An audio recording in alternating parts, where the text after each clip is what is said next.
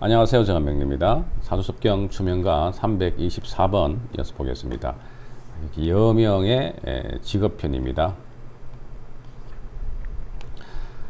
경신일생 모광토약 주단포목 역시 좋고, 병정일생이 금약격은 금은 양은 장사 좋다. 우리가 직업을 보는 건 굉장히 어렵죠. 직업은 그냥 우연히 나한테 인연이 있는 것이 아니라 내가 태어날 때 주어진 소명이고, 또 어떤 나의 가치관이 반영된 것이고, 내 인생에 어떤 가치나 또는 인생의 의미를 실현하는 것이기도 하고, 또 주요한 밥벌이가 되는 거죠. 그래서 어떤 전체적인 사회 활동에 내가 참여하는 양식이 되는 것이 직업입니다. 그래서 직업이 굉장히 중요하고, 사주에서 또 직업이 사주에 여러 가지 나타나기도 합니다. 그런데 비단 이제 이렇게 이야기하는 오행뿐만 아니고, 사주에서는 뭐 십성에 대한 부분, 그리고 격국과 용신에 대한 부분, 또 신살과 성신에 대한 부분 역시 오행 또는 천간의 어떤 물상에 관한 부분, 이런 부분들을 다 종합해서 직업을 추리를 하게 되죠. 그래서 뭐 하나라도 버릴 게 없죠. 그래서 여기서는 지금 오행 중심으로 직업을 이렇게 추리하고 있는데, 뭐 이론적으로 지금 그렇게 해석을 하는 것이고, 직업을 추리할 때는 역시 종합적으로 추리를 해야 되겠다. 금일주가 목을 보면은 목이 재성이죠. 그래서 목으로 돈 번다는 것이니까요. 목은 당연히 이제 섬유고, 피복이고, 또 목은 뭐 못이라든가 관련된 각종 또 의류 관련이 되겠죠. 그래서 목이 재를 보니까 내가 이런 주단 포목을 해서 돈을 번다는 의미는 뭐 일리가 있죠. 근데 토가 약하니까 이제 제거인이 되겠죠. 재는 강하고 인성이 약하니까. 그래서 일식이 인성, 학문성이나 공부보다는 유통이나 또는 목재를 쫓아서 이제 재성으로 처신한다. 뭐 그렇게 보는 것은 무난하겠네요. 그 다음에 병정일수가 금을 봤다. 금이 재성이니까 얘는 뭘 해서 돈 번다? 금으로 돈 번다. 그래서 금은 여러 가지가 있겠죠. 뭐 여기서 이야기하는 뭐 금은빵이라든가 또는 양은이라는 것은 이제 그릇을 말하죠. 그릇. 요즘은 이게 화가 금을 보잖아요. 그럼 공업계 물상입니다. 그래서 공업계 또는 이 화는 숭의 지상이고, 숭예 지상이고, 중예, 그 다음에 금은 숭의 지상이고, 즉 화는 예의를 뜻하고 금은 의를 뜻하기 때문에 변경성을 보게 되면 법조계에도 많이 봅니다. 변경성을 보게 되면 금을 화에 재련시켜서 뭐 정의의 칼을 만든다, 뭐 그렇게도 추리할 수 있겠죠. 그리고 역시 변경을 보게 되면 화와 금의 사이에서 화가 강하고 금이 약하게 되면 화강금약이 되어서, 이런 경우에는 주로 이제 도야지명이라고 합니다. 도야지명은 도자기와 야금술을 만드는 명이다. 도자기는 도예공을 말하고요, 야금은 대장간을 이야기하죠. 그래서 과거에 이 도자기와 대장간이 최첨단 기술이죠. 그죠? 그래서 이공계를 뜻합니다. 이공계를 뜻하기도 하고, 그것이 어떻게 또 뭐 크게 보면은 현대에는 이제 공업계로 표현될 수도 있겠죠.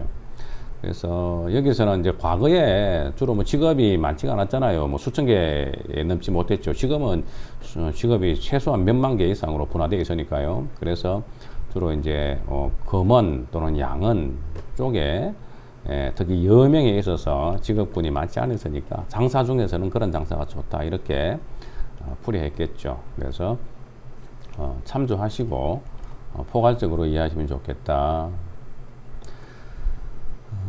병화 입장에서 재가 금이니까 금이 약하니까 금을 강화시켜주면 재가 강화되겠죠. 그래서 그 금을 따라서 쇠만지는 장사를 하면 좋다 이런 말이겠죠. 그리고 금은 또 금도 되기 때문에 은행 또는 금융업 뭐 이런 것들도 되고 또 직접적으로 금은 금이죠. 금은 금이죠. 즉 병정화일간에게 금은 금, 즉 금은 돈이 되기 때문에 뭐 이왕 재를 볼 때 병정화일간이 재를 보는 경우가 가장 뭐 돈에 있어서 관리라든가 또는 취재가 좋다고도 우리가 풀이합니다. 묘월의 경금이고요. 경금이 강하죠. 제가 묘월 그리고 묘년에 을목으로 떴기 때문에 정제격이고요. 정제격에 이렇게 일간이 강하기 때문에 신앙제왕으로 볼 수가 있고요. 목으로 돈 번다, 그죠? 그리고 이런 사람들은 역시 여기서는 이제 주단으로 주단이라는 것은 비단이라든가 포목 의류를 말하는데 주단으로 돈 번다 뿐만 아니고 뭐 금융이나 또는 목재, 가구점 여러 가지 이 목과 관련되어 있는 서세가 또 되겠죠. 사주에서는 상관이 떠 있어서 상관생제하는 사주인데 상관이 경관을 봐버렸죠. 그래서 처음에 직장생활 하다가 때려치우고 역시 상관으로서 생제를 하니까 상관은 기술성도 되고 또 어떤 언어적인 요소도 되고 또 상관은 뭐 연구개발 같은 그런 부분도 되겠죠. 상관생제. 상관은 일간에게 잘 조력을 받고 있기 때문에 뭐 괜찮죠. 그래서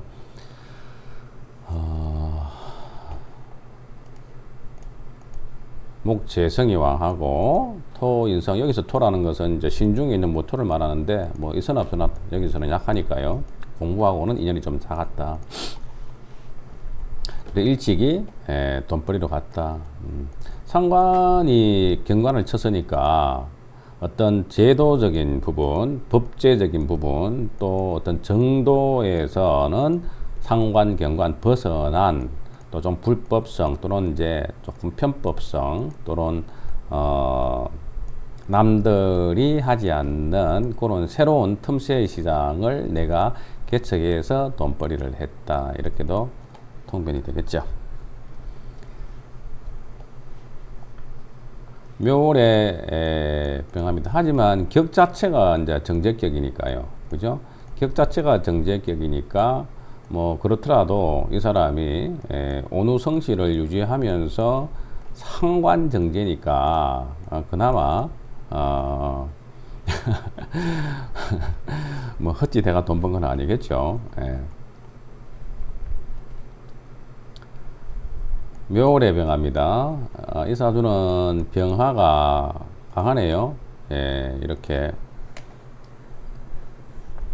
묘월에 이렇게 해서 일지양인의 인호화국에 또 첩신 멀리 급제를 두어서 강하죠.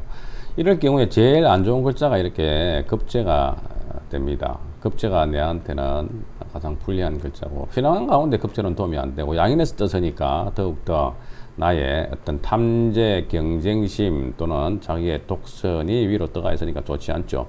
이거 죽여야 되죠. 그렇기 때문에 뭐로 죽입니까? 급제를 잡는 것은 정관이죠. 그래서 정관을 가지고 본인의 급제를 눌러야 된다. 그래서 용신은 정관이 되겠고 또한 정관이 왜 필요합니까? 정관이 있어서 법이 있어야 어떻게 해요? 내가 관을 제를 지킬 수가 있죠. 그래서 재성은 지금 축토에 건을 가지고 있어서 나름 아슬아슬하게 이렇게 뭐 황국 위에서도 살아있긴 합니다. 그래서 이 사람은 결국에는 정관을 잘 살리고 축중의 개수가 떴죠. 그리고 정관을 통해서 또 재성을 추구를 하면서 급제를 다스려야 되니까 항상 지나치게 탐재 또는 어떤 뭐 재물에 대한 지나친 탐욕을 내지 말고 정관, 법을 지켜서 또 항상 정도를 통해서 재물을 추구하라.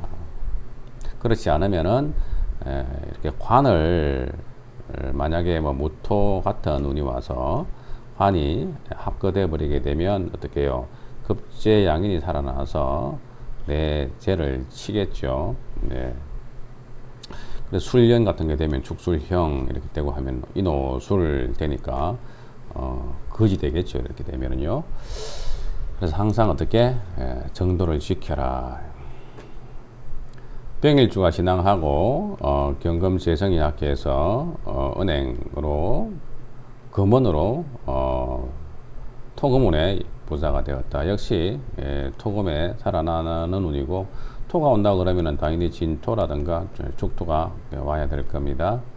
금원으로 돈을 벌었다 하니까 역시 이제 자기가 용신에 해당되는 금에 물상으로 처세를 했다고 볼 수가 있죠.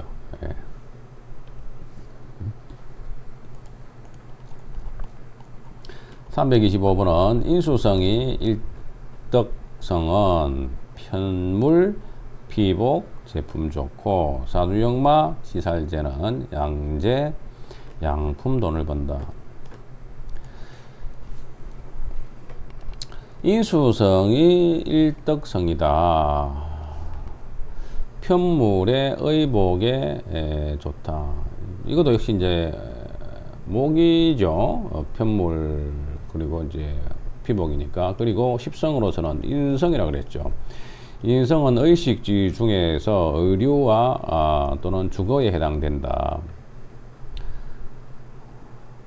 그래서 인수가 만약에 우리가 도화에 있다 이러면은요, 옷을 아주 잘 입습니다. 나를 걸치는데, 나를 덮는데 어떻게 아름답고 이쁘게 덮는다는 이야기죠. 그래서 인수를 의류나 또는 이제 이런 편물에 많이 비유를 합니다.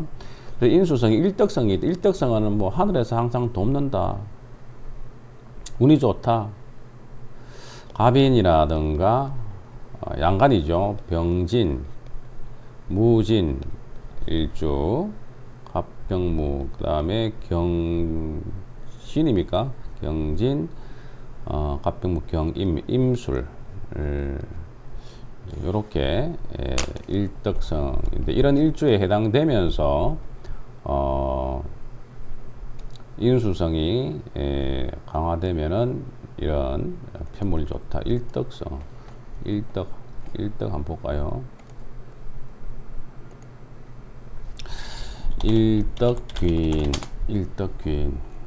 일덕균을 보면은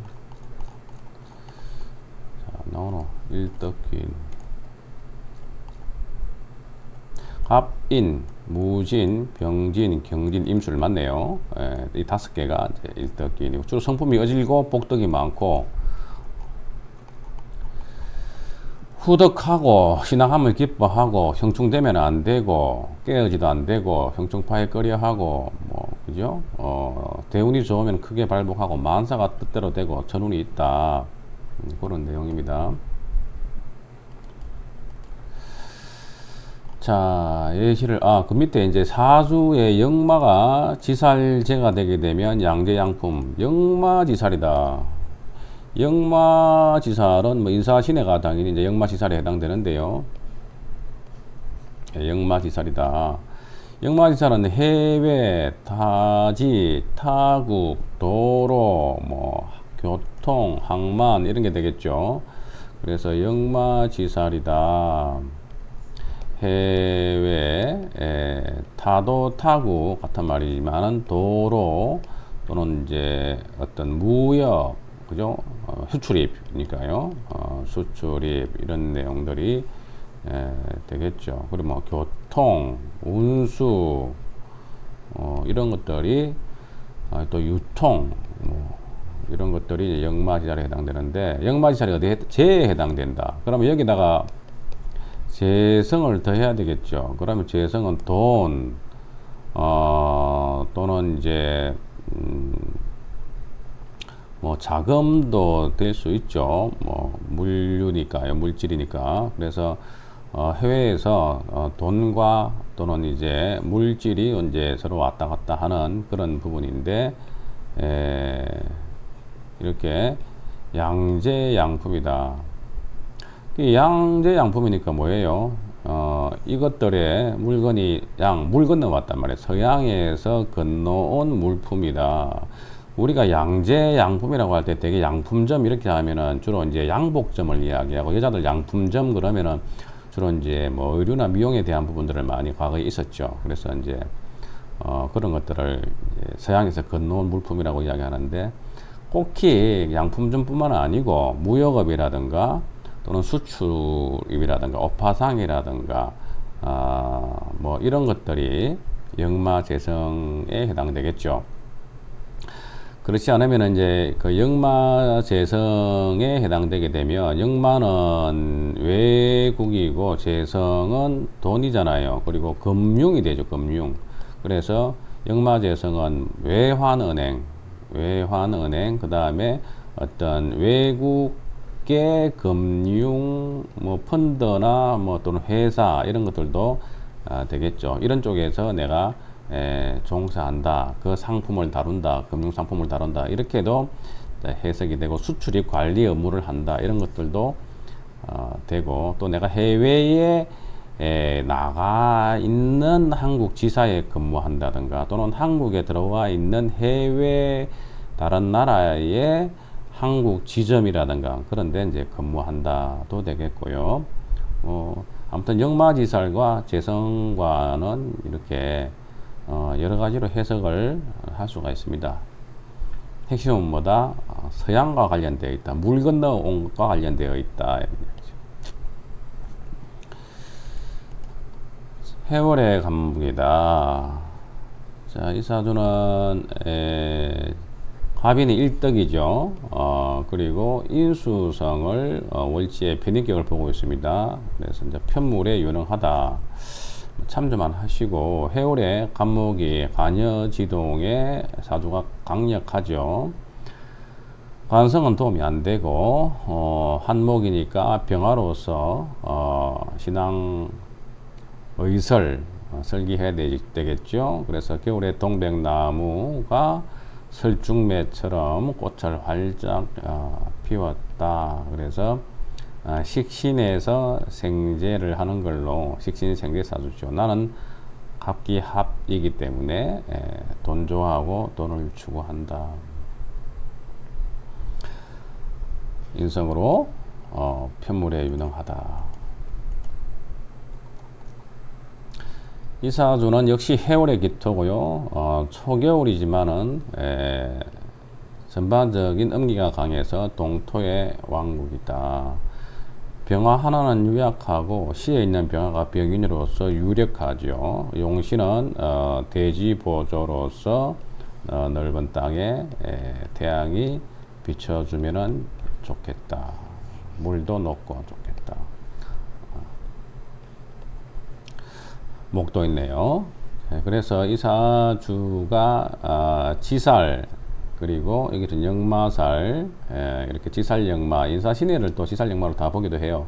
그래서 지살역마를 쭉 깔았고, 그 중에서 재성과 식신이 이렇게 역마지살에 해당되어서 해외의 무역이라든가 또는 수출이 또는 양품, 물 건너온 물건들과 관련 지어서 돈을 버는 모양새다. 재성을 또 이제 남자 사주에서는 여자로 보기도 하잖아요. 그래서 지살역마가 재성에 해당된다 그러면은 외국에서 들어온 여성, 물 건너온 여성, 베트남이라든가 또는 국제 결혼, 그죠? 그런 부분들도 재성 지살이 일지에 합을 할 때 주로 지살 역마 재성이 일지 합을 국제 결혼으로도 보기도 하죠. 재성이 돈도 되지만 또 이성이 연도되기 때문에 그러하다. 오늘은 325번까지 봤습니다. 시청해 주셔서 감사합니다.